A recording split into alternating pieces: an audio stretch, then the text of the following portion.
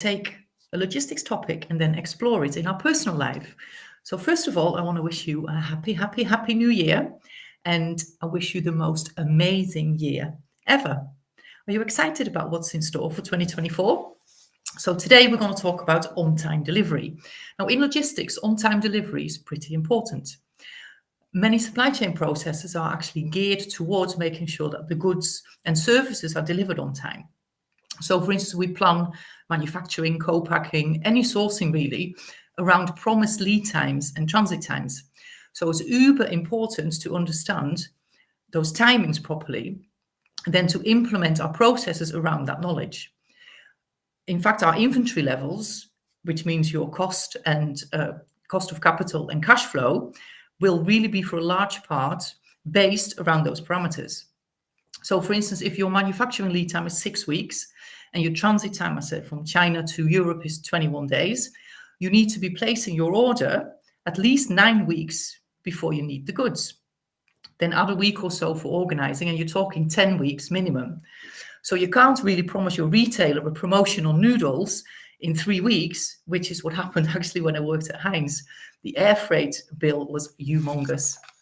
Anyway, digress. So many companies now are facing problems because of the transit time delays due to the Suez Canal issues. And possibly some adjustments need to be made to the lead time and the transit times calculations, possibly also to inventory levels and obviously delivery timings. So let's take a look at your own on-time delivery. So one of the questions is, do you do the things that you say you're going to do? So probably if it's to do with work, you probably do. And it's very likely that if you promise somebody else you'll do something, you do it. But do you do the things for you? Do you do the things for you that you said that you were going to do? Especially the things that help you relax and that make you feel good.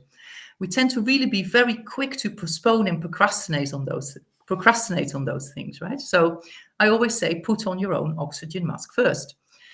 When you're okay, you give the best of you to everyone else. And that means that you've got way more to offer. So why not make 2024 a year where you make a point of really looking after you first? It's not selfish, it's just your recovery time. Now, we need recovery time from a workout in the gym, for instance, and you also need recovery time from a workout at work. Now, what about your goals? Did they arrive on time? Did they arrive at all? So this time last year, at the start of 2023, what did you want to happen? What changes and improvements did you plan to make? Maybe it was spend less time at work, more time enjoying life. Maybe you wanted less stress. Maybe you wanted to get fit and healthier. Maybe you wanted to improve some of your relationships. Maybe you wanted to get into a relationship. Maybe you even wanted to get out of a relationship. Did you make all of that happen? Did you make any of it happen? Notice how I said, did you make it happen? See, the truth is that successful people, they don't really bother themselves with excuses. They only think about results.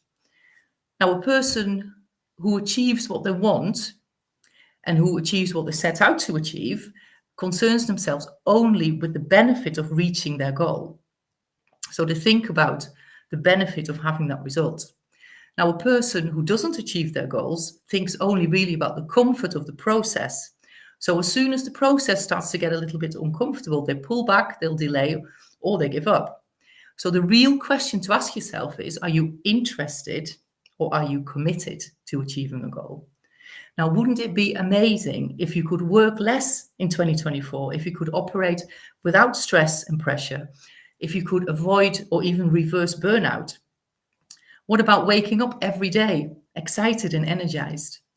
What if you could do all the things that you want to do with the people you want to spend your time with without feeling guilty or distracted or too tired? So what is something that you would like to happen? Now, be honest with yourself.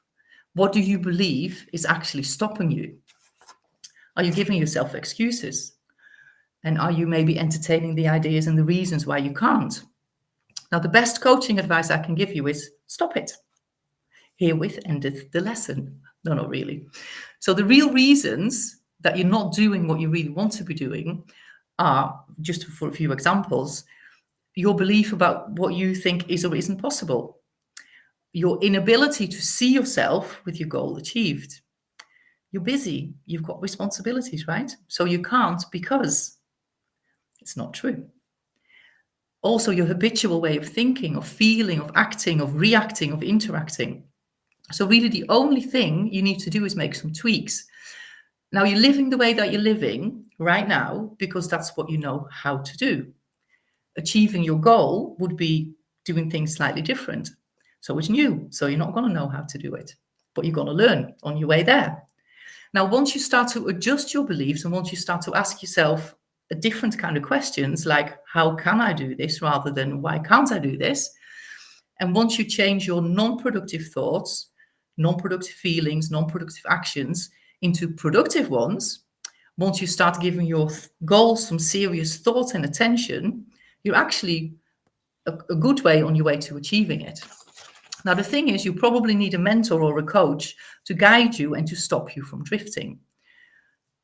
Those non-productive habits are very strong. We call them paradigms, or, we talk about the knowing doing gap. So they will pull you back into your comfort zone as soon as you start to, step out. So the great news is that you actually already know everything there is that you need to know to achieve that goal. To work less, to play more, to work less, to earn more. We just need to bring it to the surface. So that way you can make sure that your goals are delivered to you on time this time.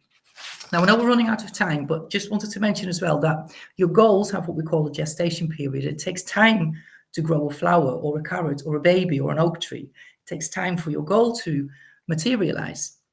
It's actually called the law of gender. So if you want to find out more about what that means and how that relates to you achieving your goal, send me a message.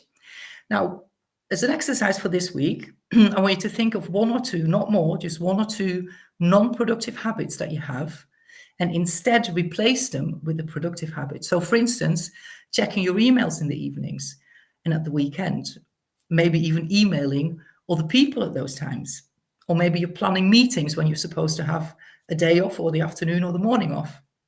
So replace them with something that's way more productive. Definitely don't do more than one or two things because it won't work. If you try to change more than that, nothing will actually change. Change one habit at a time, and you very, very quickly will start to see a difference. That's it for today. So next week, we're going to talk about transforming your supply chain. So thank you for being here. Again, happy New Year. In the meantime, enjoy your lunch, bon appetit, en eet smakelijk. See you.